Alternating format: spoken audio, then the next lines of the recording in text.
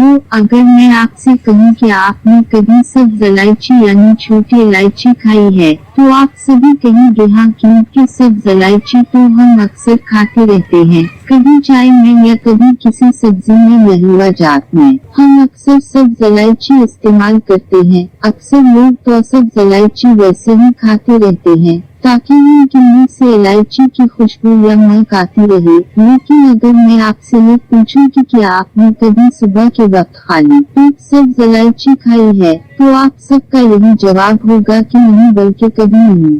क्योंकि हम इलायची तब अक्सर खाते हैं, लेकिन सब्ज इलायची सुबह के वक्त खाली पेट खाने के क्या क्या फायदे हैं, ये हम बिल्कुल नहीं जानते। आज की वीडियो इसलिए बना रही हूँ ताकि आपको बता सकूं कि सब्ज इलायची को सुबह के वक्त खाली पेट खाने से हमें क्या क्या फायदे मिल सकते हैं और हम किन किन बीमारियों से बच सकते हैं।